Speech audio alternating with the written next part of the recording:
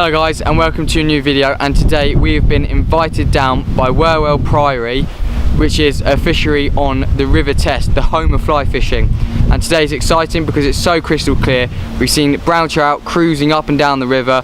There's lots of grayling, and there's the occasional rainbow trout that escape from the fishery further up the river. So let's get into the video and see if we can hook ourselves some trout. So here we are at Wherwell Priory, 1.5 miles of pristine river fishing on the legendary River Test and Carriers. Wherwell Priory is located in the heart of English chalkstream country, just outside Andover in Hampshire. I was a bit excited when riverkeeper Michael invited me down to Wherwell, as I've never fished with a fly purely on the river, mostly lakes. I really wanted to see if my skills were up to the standard to catch a brownie, so this was my chance. It turns out to be a very special day, probably my best day's fishing yet, made perfect by some amazing coaching from the bank by riverkeeper Michael, whose knowledge of the estate, banks, flies, fish and methods changed the way I fish and think about the rivers. Massive thanks to Michael and the Wherwell Priory estate team for making this video possible. So guys, enjoy the video.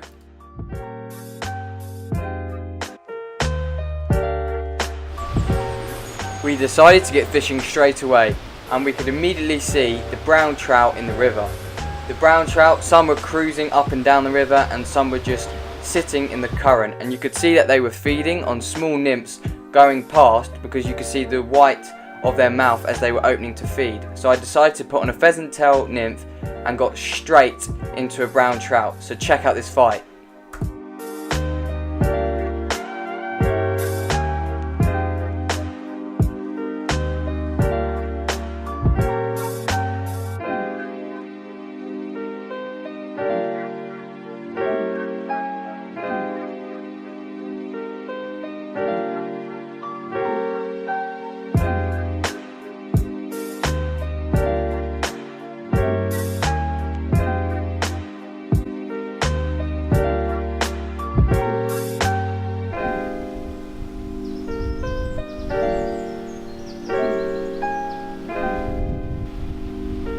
So after I caught that wicked brown trout, I got a chance to catch up with Michael, the river keeper here at Wherwell Priory, and ask him a few questions about how life is being a river keeper on the River Test. My role here at Wherwell is river keeper. Basically entails looking after everything to do with the river, from mowing the banks, looking after the fringes, weed cutting, fish stocks, meeting and greeting fishermen, making sure the huts are tidy and everything's stocked up. Even a bit of mowing just around the grounds, trimming the trees back. So quite a broad range of things to do here. Obviously it's right in the heart of the River Test, of the Test Valley, so that there, just the River Test in itself, is very famous. The river is gin clear, you know, nice healthy stock of big brown trout, good quality grayling at the right times of year. The beats here are both just fly fishing for the trout and the grayling that are stocked here. We say upstream only. Up until the 1st of August it's upstream dry fly, and from there onwards to the end of the season upstream dry fly or upstream nymphing. We only stock brown trout here. There's quite a healthy population of wild brown trout that come through from all sorts of age classes, as well as quite a healthy population of some quite big grayling, up to 2.5, probably pushing 3 pounds. At different times in the season, you know, I'd give fishermen different tips. Currently, today, my tips would be light line, long leaders, and probably quite small flies, because the fish have been on smaller flies recently. If you're going to go down the nymphing route, nothing that makes too big a splash, and certainly keep your cast well up from the fish and don't let them see your fly line. Absolutely everything you could think of, you know, right from herons, ducks, geese, swans, down to the more rarer species like kingfishers. You know, you see the odd sign of otter here. I've never actually seen an otter. Yeah, anything you could think of, you'd see it here. And probably the variety, you know, every day is different. I never come to work and end up doing the same thing on a daily basis, so it's quite easy to come to work because you're not doing the same thing every day. You're not sat at a computer desk, you're out in probably the setting, you know, I could think of worse places to work. The sport certainly at, you know, estates like this is probably quite hard for a youngster to get into, but someone looking to start off and fly fishing, I'd look at your free stretches of fishing. You know, local to here you've got the River Itchen in Winchester, and there's loads of free beats and there's some real quality fishing to be had there. So I think if you want to start into it, rather than spending loads of money and coming here for a day, try out your free bits of river, and if you really enjoy it, then start looking at buying yourself days at all these various estates. See where that fish is sat there now? Yeah. What you want to do, you see this bit of white fluff coming down, yeah. You're going to land your nymph about there, so it gives, because the river's flowing this way, you see that kingfisher there? I saw one earlier when yeah, you were into yeah. So the nymph has time to sink and flows down, and you obviously want the nymph to flow down past its nose. We've got what I would say is 2 pairs here. So there's a pair on this beat and a pair on the other beat, and they actually nest in a bank on the other beat. Oh wow! Because they want a high bank to nest in. Right. And unfortunately, the nest this year, where the river was down, they nested too low, and when we had all that rain, it brought it up and flooded the nest. Oh, okay. But hopefully this winter, I'm going to build a bank down the bottom end that they can actually nest in, because I love seeing, you know, things like kingfish. What you have to do is learn the sink rate of your nymph. Yeah. That nymph's hit the deck before it's got to the fish. Yeah. So next time a fish, you cast it a bit closer to him. Yeah. Once each nymph will sink at a different speed. So some you'll have to cast further upstream and some further downstream. There's a fish sat in the middle over there. He just took a nymph as well. He also looked at a fly on the surface. It might, so give this nymph a couple of casts and we might put a dry.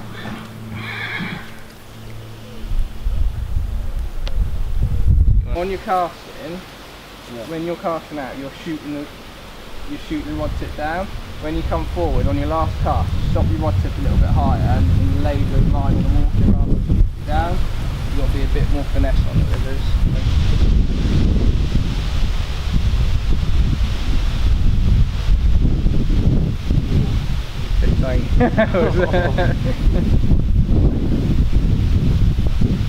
And again, you're taking something absolutely tiny. Having a look. Having a look. Oh, chasing it. We might have to go down a £2 line and a tiny little fly here. Weigh 4 or 5 times now. That could either be, you don't like the look of the fly, we'll put a new fly on, or it might just be too heavy a line. Yeah. That's a catchable fish over there. Try them with just a smaller fly to start with. But this is the way to catch them. But it can be challenging. Yeah, this is the thing, you know, within 20 minutes these fish will be settled back down and you can walk down to the bottom again and come back up and fish for them. Yeah. But it's a lot harder to fish down than it is to fish up. Yeah. Because they see you when you're walking down. Yeah. While we were fishing, Michael could see that the trout were not taking the nymphs, so he decided to switch over to a dry fly. And we could see that one trout on the far side was continuing to surface to take small flies off the surface. So we put on a small blue olive wing pattern dry fly, and that turned out to be a great success. This is the tips and ideas that Michael knows, so if you go, feel free to ask him any questions because he will help you on your day. I'll tell you why he didn't take that, is because did you see the line drag and it made the fly make a V, so it wasn't fishing naturally, which is why it's important to land your fly in the right spot, because when it drags around and makes a V like that, it's not fishing down naturally, otherwise you would have taken that, but he's still rising. That fish is now sat in that line there, so you want to be aiming a bit closer to him, because the problem you've got is your flow over the far side isn't as fast as the flow in the middle. So if you fish it down too long, the flow in the middle will drag your fly away from him. So you need to land it a little bit closer to it. Not far off. He's coming. Strike. You got him. Be careful, you've got quite light line. That was textbook.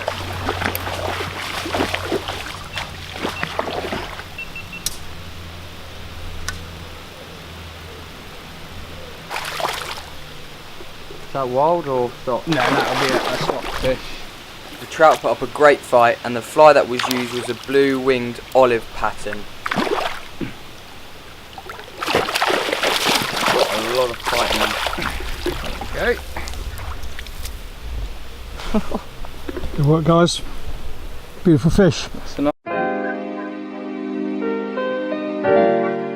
Once we caught some fish on the Priory beat, we decided to go over to the Park beat. And the Park beat was really nice. It had lots of different features. It had private path that goes through the back gardens of some of the residents that live on the estate, and it's just absolutely fantastic. You can see the fish sitting in the chalk gravel pits, and it just looked absolutely fantastic. And my dad caught a clonking brown trout from this pool that you can see right now.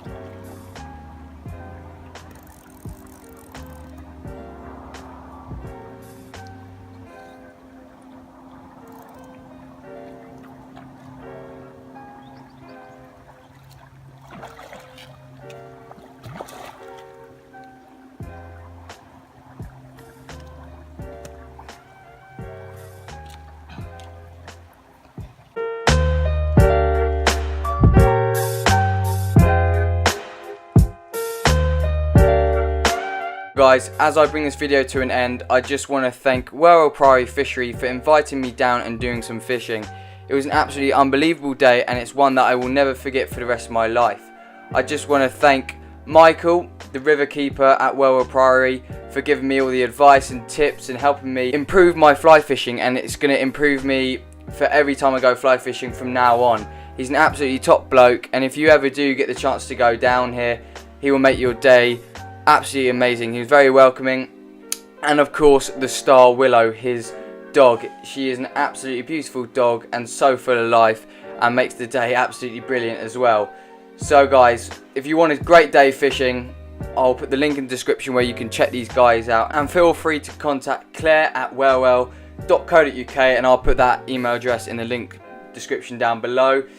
Feel free to email about any questions or queries if you want to go to this fishery and book a day there. It's absolutely fantastic, and I recommend it to anyone. So make sure you get yourself down there, and thanks for watching, guys. So guys, we are just ending up now the day. It's been probably one of the best days of my fly fishing experiences in my life, and as you can see by the time, it is 9:30, so we made sure we made the most of the day, and it's been absolutely fantastic. So I just want to say thanks to Wherwell Priory for inviting me down. I definitely recommend you guys getting yourself down here because it's absolutely awesome. So see you in the next video.